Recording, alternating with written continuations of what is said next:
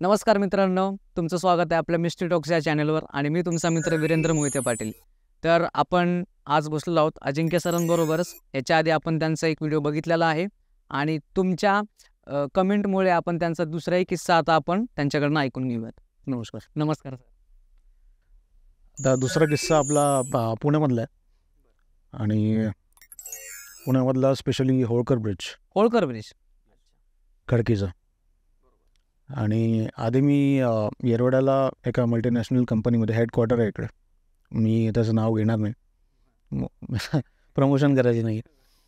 तर येरवड्यालाच होतं, चौकातच आहे, एवढे हिंट देऊ शकतो. आणि तिकडे माझी नाईट शिफ्ट असायची, फुल नाईट नाही पण 2:30 ते 3 वाजेपर्यंत. आणि नेहमी नाईटला होतो मी, कधी असा किस्सा घडलेला नव्हता. आणि त्यावेळेस पावसाळ्याचे दिवस होते. ऑफिसमध्ये सगळ्या गोष्टी आटपल्या, सगळ्या मेल्स वगैरे जे फायनल ईमेल्स होते सगळे केले, सगळे सर्व्हर्स वगैरे सगळे चेक केले, मॉनिटरिंग सगळं केलं. ओके आहे म्हटल्यावर मी तिकडनं निघालो. जवळपास निघताना वाजले असतील 2, 2:15 म्हणजे मध्यरात्र प्रॉपर. आणि त्यावेळेस कसं होतं की पावसाळा असल्यामुळे मी रेनकोट घालूनच निघायचो बाईकवर. तेव्हा बाईक होती. निघालो आणि पहिले नवीन ब्रिज नव्हता. नवीन ब्रिज नव्हता आधी, तो आता नंतर झालेला. ही गोष्ट असेल 2009 की 9 आणि 8 किंवा 9ची गोष्ट आहे. तेव्हा तिकडनं निघालो मी ऑफिसवरनं आणि होळकर ब्रिज यायला कमीत कमी मला वाटतं 10-15 मिनटं लागले असतील. त्या स्पीडने मी रात्री आलो, कारण की मोकळं असतं, काही ट्रॅफिक नसतं. बरोबर. आणि मला वाटतं त्यावेळी जास्त लाईटचा सोर्स पण नसेल रोडवर, झाडी वगैरे भरपूर आहेत. आता डेव्हलपमेंट खूप झालं. आता डेव्हलपमेंट भरपूर, त्यावेळेस एवढं नव्हतं. आणि तो जो मागणं रोड असतो मिलिटरी साईडने जे होतो, तो एकदम अंधारच आहे. आज पण तुम्ही गेले तर रात्री काही स्ट्रीट लाईट एवढी खास नाही आहे. आज पण तो मिलिटरी एरियाच आहे, तिकडे गुरुद्वारा वगैरे, त्या रस्त्याने आले तुम्ही तर नवीन याने आला तर खूप लाईट्स आहेत. तेव्हा आलो, होळकर ब्रिजच्या जवळपास पोचलो मी. एंट्री केली, होळकर ब्रिज स्टार्ट झाल्यानंतर स्टार्ट व्हायचं मला वाटतं 2-10 सेकंद, म्हणजे 5-10 सेकंद आधीच पाऊस हलका स्टार्ट झाला. अच्छा, रेनकोट घातल्यामुळे फक्त मी गाडी साईडला घेऊन ते फक्त चेन वगैरे सगळं झेप वगैरे लावलं. बरं. म्हणजे तुम्ही ऑफिसच्या इथूनच निघाला, ऑफिसच्या इथून होळकर ब्रिजच्या साईडला तुम्ही निघालात. बरं. होळकर ब्रिज क्रॉस करायला मॅक्स टू मॅक्स 20 सेकंद पकडा बाईकच्या स्पीडने. छोटासा आहे आणि पाऊस असल्यावर थोडीशी विजिबिलिटी कमी असल्यामुळे थोडी हलकी स्पीड कमी करा, तुम्ही थोडा मायनस करा. आणि ते झाल्यानंतर जसं मी सेंटरला यायला लागलो बरोबर मधोमध, तेव्हा अचानक काय झालं, साईडने आता खडकीच्या दिशेला मी चाललो होतो येरवड्याकडनं, त्या ब्रिजवरनं, ते कळालं. असं जसं मधोमध आलो तेव्हा उजव्या साईडनी अचानक पाणी यायला लागलं पुलावरून. का नदी भरलेली होती का ती? सांगतो सगळ्यानंतर. पण ते दिसायला असं दिसत होतं की अचानक पूर आलेला आहे आणि ते पाणी असं क्रॉस झालं, चाकापर्यंत आलं. पण त्याची स्पीड वाढत गेली सेकंड बाय सेकंड, फोर्स वाढत चालला. आणि फोर्स मला वाटतं 5 ते 10 सेकंदामध्ये एवढा वाढला की ते चाक मॅनेज नव्हतं होत सरळ जायला. ते या साईडला वळत होती अख्खी गाडी या साईडला काय होतं की पुलाच्या खाली जर गाडी पडली तर खाली डायरेक्ट खडकं आहे, दगड आहे मोठे मोठे. तर ती गाडी या साईडला अशी खेचत होती त्या पाण्याच्या फोर्समुळे. आणि खूप भयानक, अक्षरशः एकदम एवढी भीती वाटली. आणि तेव्हा मला कळालं होतं की माझं वाचणं एकदम मुश्किल आहे, आता होऊच शकत नाही काय. तरी पण जर तुम्ही डोळे बघितले, तुम्ही ज्या पुलावरनं गेले तर डाव्या साईडला समोर एक मंदिर आहे. आता ते मंदिर कशाचं आहे, पुलाच्या त्या साईडला आहे कॉर्नरला. ते मंदिर कशाचं आहे, हनुमानजीचं आहे की कुठल्या अजून देवताचं आहे ते मला अजून पण माहीत नाही, मी कधी जास्त गेलो नाही. त्या दिवशी फक्त गेलो, पण तेव्हा पण मी घाबरलो होतो. तेवढं फक्त मी तिकडे नमस्कार केलं, म्हटलं बस इथून मला इथनं काढा, कारण की कॉर्नरला ते असल्यामुळे. आणि त्याच्या मागेच कब्रिस्तान आहे, पूल क्रॉस केल्याबरोबरच कब्रिस्तान आहे बाजूला ख्रिश्चन लोकांचा.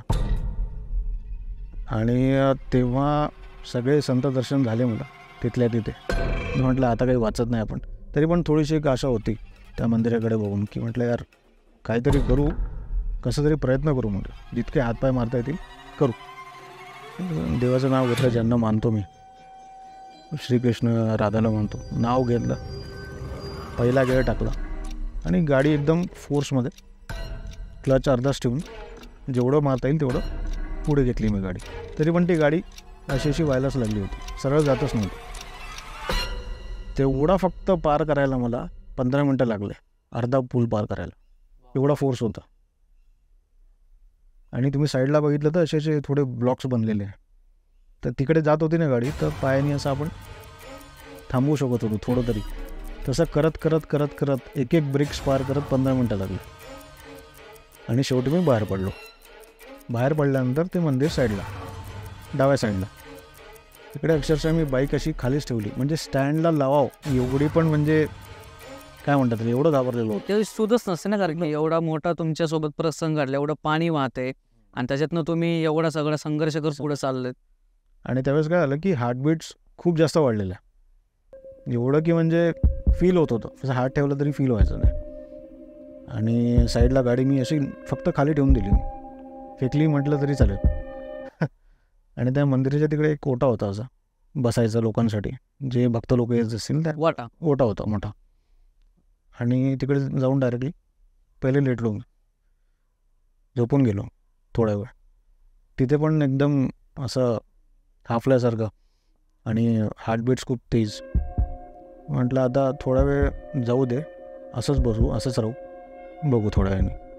आणि त्या देवाकडे बघत मी म्हटलं ठीक आहे, वाचलो ना, इकडनं बाहेर निघालो, थोड्या वेळाने नॉर्मल झालो, 15 मिनटाने नॉर्मल झालो. मग ती बाईक वगैरे उचलली, स्टँडला लावली. अच्छा, त्यावेळेस काय दुसरा माणूस असेल तर काय घाबरून बरोबर, अटॅक तर 100%, कारण की हार्टबीट पास झाले तर असं डायरेक्ट घरी. पण आता ते नॉर्मल झालं होतं, सगळी सिच्युएशन पार झालेली होती. म्हटलं असेल एकदा बघू तरी मागे काय होतं. जनरली बघत नसतात, चका वगैरे असं काही असला तर म्हणतात लोक जुने गावचे की बघायचं नसतं मागे वळून. माझ्यामध्ये एवढी म्हणजे काय कुठनं हिंमत आली, तर मंदिरात गेल्यामुळे आली, कशामुळे ते काय मला माहीत आहे. वापस गेलो मी पायी तर कॉर्नरला पुलाच्या तिथे बघितलं, आणि बघितलं तर काय अख्खा रोड सुकलेला, कसं काय, पाणीच नव्हतं तिथे, काहीच नाही पाणी, काहीच नाही ना, पूर ना काय ना, काहीच नाही. आणि ते खालच्या नदीची पातळी केवढी होती त्यावेळेस पाण्याची? खूप खाली, मला वाटतं आता जर ब्रिज तुम्ही बघितलं तर मला वाटतं 15 ते 20 फूट तर खाली आहे. आणि त्याची पातळी एवढीच असेल, खोल जास्त नसेल, एवढी खोल असेल, म्हणजे तुम्ही हात जरी टाकला तरी एवढं असेल बस मॅक्स. आणि एवढे मोठे मोठे दगड, याला म्हणतात इल्युजन. अच्छा, हां, ते इल्युजन हे चकवा लोक तयार करतात तुमच्या डोळ्यासमोर. कधी तुम्ही ऐकलं असेल हायवेला खूप साऱ्या घटना घडतात, ट्रकवाले, कारवाले.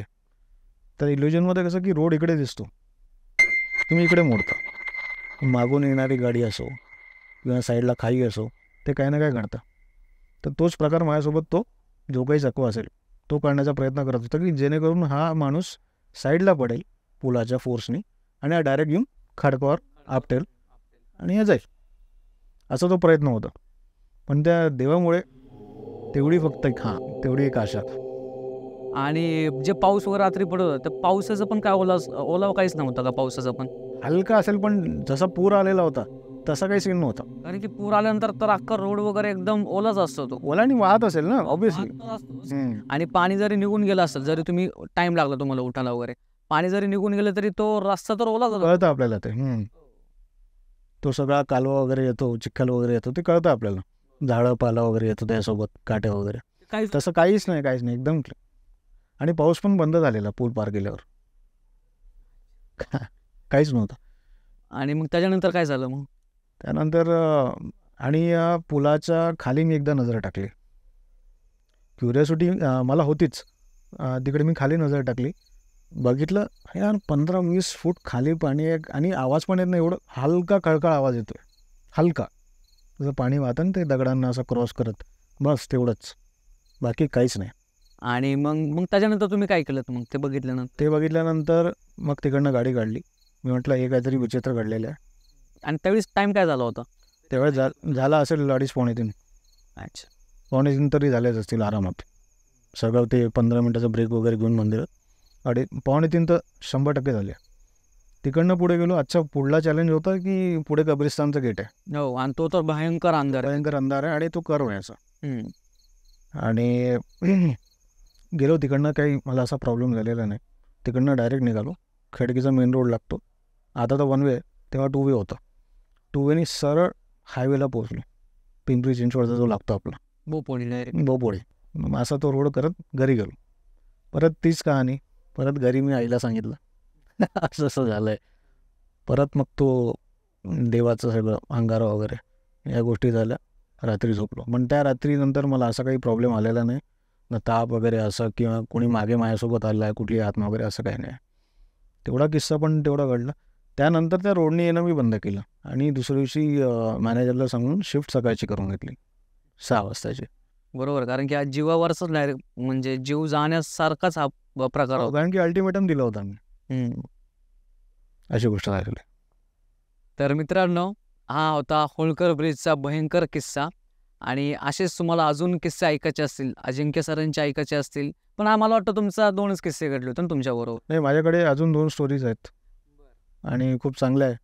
आणि कोणाला जर असेल कमेंटमध्ये सांगतील आणि ऐकायचे असले, आणि माझ्यासोबतच घडलेलं आहे, असं नाही की बनवून सांगतो वगैरे. ज्या घडलेल्या तेच सांगतो. टोटली आतापर्यंत 4 घडलेल्या आहे. फक्त त्या 2 एवढ्या मोठ्या नव्हत्या, थोड्या शॉर्टमध्ये आहेत त्या गोष्टी, पण आहे. त्या पण एव्हिडन्स ठेवतात.